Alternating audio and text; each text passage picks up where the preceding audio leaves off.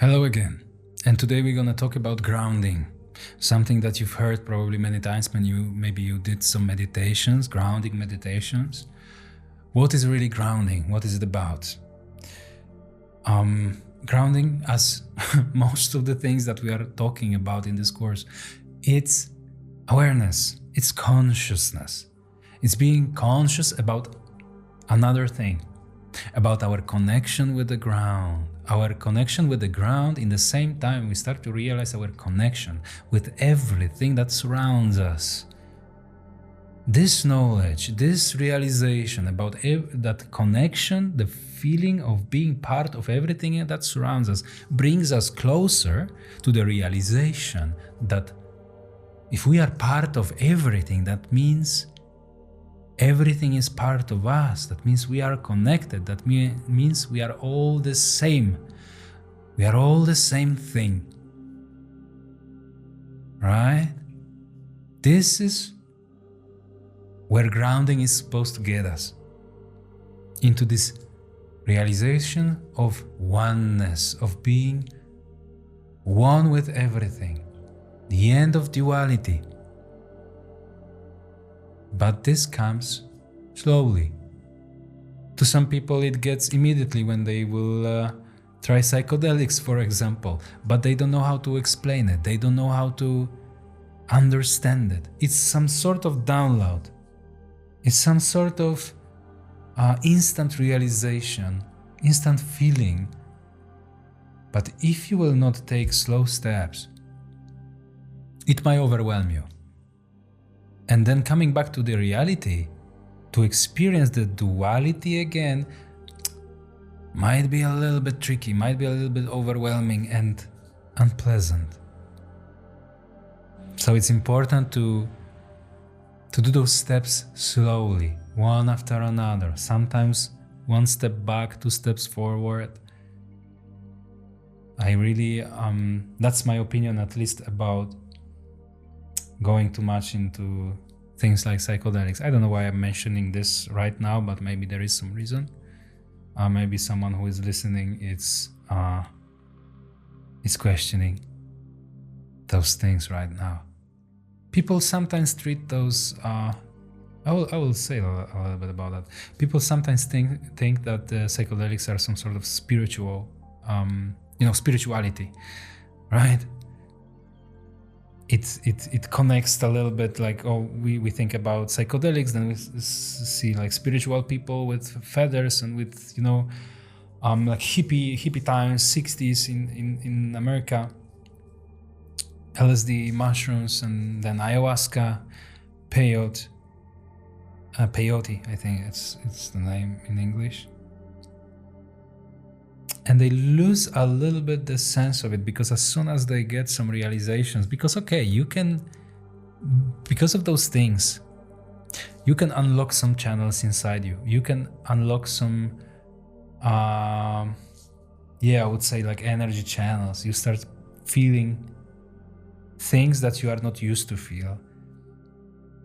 But if you are not able yet to understand it, you don't know what is happening actually.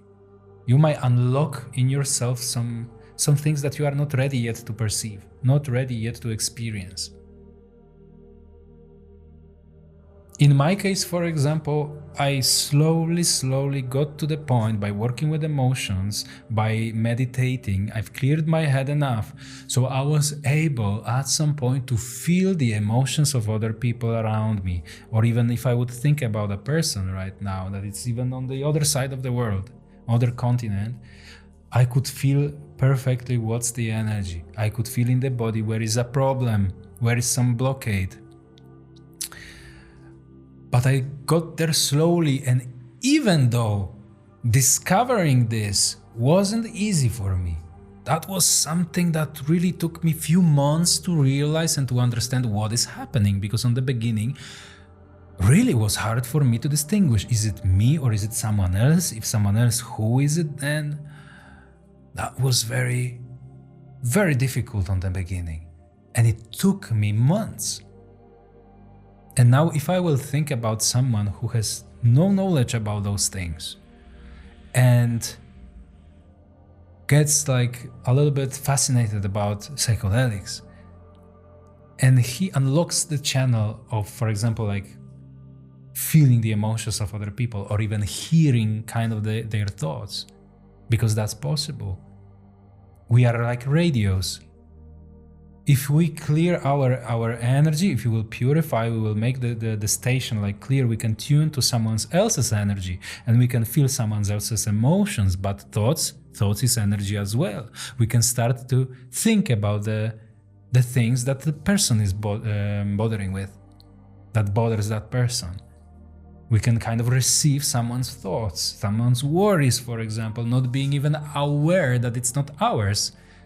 Because it takes a while to realize that, okay, I'm clean, like I don't have this anxiety, so that means this must be of that person. But if I don't have this knowledge, if I don't have this practice, behind me, journaling and going step by step by meditation, purifying the energetical system, if this happens out of the blue, often it can, overwhelm a little bit. I won't say that people get to the, psychiatric hospitals, but it happens as well. I'm not trying to tell you to never do it, or to, that psychedelics are bad. No, they are how they are, and they are supposed to help. And if you are ready for them, you will feel that. But I just want to kind of remove this glamour about psychedelics, that this is some sort of spiritual thing. And very often you know that probably, that when people got fascinated about mushrooms, about ayahuasca, they start to kind of worship the plant. Like look outside of themselves and telling, oh my God, this plant is magical, and start to pray into the plant or whatever, doing some rituals. The plant just showed you what was inside you, buddy. You are the one to be worshipped. You are the one to be prayed to. You are the one to be loved, not the plant. That's what I want to emphasize. That spirituality is about looking inside. And every time we start looking outside, this is the farthest away from spirituality it can be. And that's what people very often think, that, oh wow, it's so spiritual, that plant, this meditation music, this Tibetan bowls, and this incense, Just this thing to understand. Spirituality happens inside us. That's spirituality.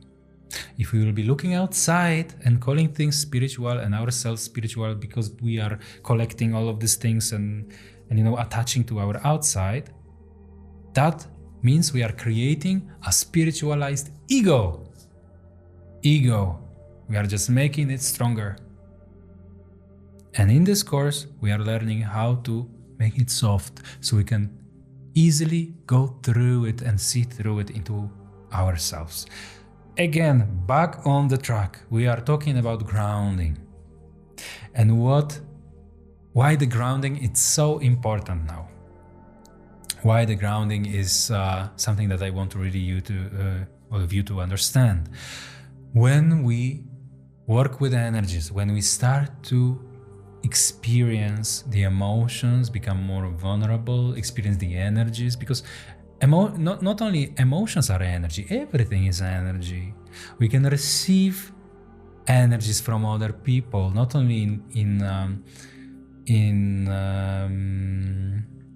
as emotions, but also, for example, as different feelings, different sensations. And now, when we start to become like that, become more vulnerable, more sensitive, the more energy starts flowing through us. What does it mean? We can handle more energy. Our chakras, for sure you know that term. If you are more interested, we're gonna talk about chakras in the advanced course, because this is big topic. It's too much for this course. But our chakras got more active. Or even if you don't want to call it chakras, there are energetical points in our body when the energy concentrates. It's connected even with our nervous system. And it's not only spiritual knowledge, and there are scientific research about those connections, those points.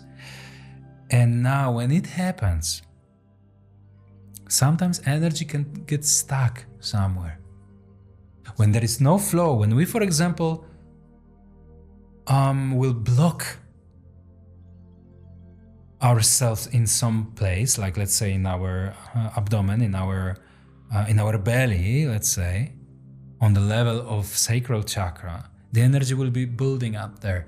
What does it mean? In our reality, we will be manifesting things that are supposed to help us to heal it, to open it. But these things very often are unpleasant. It's something that is supposed to trigger us and bring maybe some traumas that are in that chakra. Very often the sacral chakra is connected with our sexuality, so the traumas would be even some sexual traumas or something about the sexual area. And when too much energy will stuck there, we can experience really low moments in our life when it will be overwhelming. So that's why when we work with energies, it's important to learn how to ground the energy. And what does it mean? As I said, just being conscious of our connection to the ground. As soon as you are getting conscious of it, as soon as you are getting aware that you are connected with the ground, with everything that is around you, the energy starts flowing because you are not perceiving yourself anymore as something separate, like duality. With that moment, you stop believing in a lie of duality, which means you are allowing yourself for the flow of energy. Yes? So thanks to that, you can make sure that the energy will not stuck inside you, or at least not that much, because that's helpful. That's good that energy will stuck somewhere, because it's letting us know, hey, there is a blockade. There is something that you would like to heal, to manifest in your reality, something that is serving you better, that you desire, for example, that you want, something positive. But without grounding, the energy might stuck somewhere and creating problems. The same as I said before about psychedelics, that too much energy suddenly gets accumulated, for example, in your third eye or in any of the places in the body, that can create problems. It might be overwhelming. That's why for someone that has, for example, I will call it, I don't know if it's a term, but I will call it some sort of syndrome, like psychedelic syndrome, that after using psychedelics, you got syndrome of just, experiencing too much a little bit. You get too vulnerable, let's say, and it's too overwhelming for you. Learn grounding. Just go into grounding. And I don't think there is much about to say about what really is grounding, because you will experience it in the meditation. After this video, there is a meditation about grounding that leads you exactly through the process of connecting with the ground and allowing the energy to flow. We usually tend to squeeze our bodies. I didn't know that, but for most of my life, I was squeezing myself in the area actually between my ribcage and my knees. So all that area down was just tight. I was squeezing my ass, I was squeezing my belly, I was really, it was affecting my posture. And then I discovered that I am squeezing it because there are blockages of the energy. I don't have grounding, so the energy is stuck there and creating problems in my life. And with the moment I discovered grounding, I've learned how to work with it. Took a while to open these places and heal it. Finally heal it by changing the beliefs, experiencing the things, and finally getting aware and changing the beliefs. This is all connected. This energy work, spirituality, changing beliefs, this is all one. All about awareness, consciousness, getting aware. Okay, so now I invite you to the meditation. I think it's enough of my talking for today. And yeah, enjoy the meditation of grounding. I think it's something that it's nice to do from time to time. I don't even tell you do it today, but if you want, do it today. If you have that much determination, it will work tremendously. You can trust me. But even if not, just from time to time, when you feel like something is just too much, it's too overwhelming, too triggering around you, try this meditation. Take it easy. Don't concentrate on whatever I say there. Just allow yourself to relax, to follow, and to ground yourself. That's it for this chapter. Thank you so much, and I will see you in the next one.